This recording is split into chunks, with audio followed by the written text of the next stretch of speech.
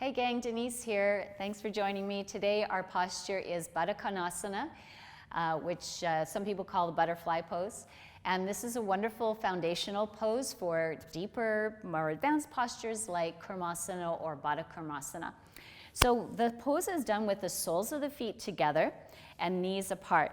Now we can do the pose with the heels pulled in quite close to the pubic bone.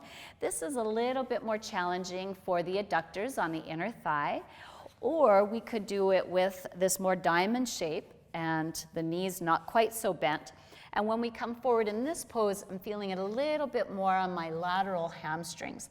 So it depends, on which area you'd like to move into.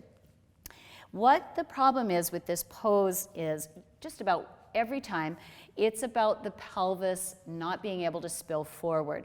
So you can see that I'm coming forward here with my pelvis, and if I was having difficulty with that, this is what it would look like. It would be my pelvis would be spilling backward, and now you see once again I'm trying to hinge through my spine somewhere rather than bringing the hinge into my hips. So how can I solve that problem?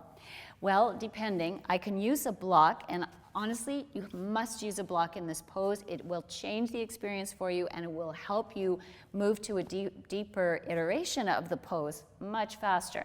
So if I take a block and put it under my sitting bones, it's going to help me spill my pelvis forward. I might need a really high block, and that's okay too. I'm using gravity to now spill my pelvis forward. Now the bend is in my hips and not in my spine.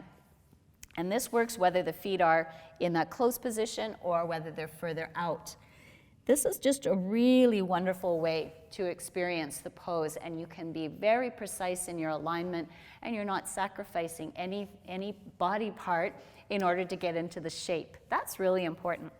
So here's what would happen if in full Kurmasana, which is done with the feet stretched out, the knees are straight, and I'm trying to bring my arms underneath my body. If I can't get my pelvis to spill forward, I'll get to about here, and then that's about as far as I'll get. But if I'm letting my pelvis spill forward, I can straighten my legs. I can eventually bind. It's hard to bind when you've got the block under you, however. And then I can express the pose. So really important to use props.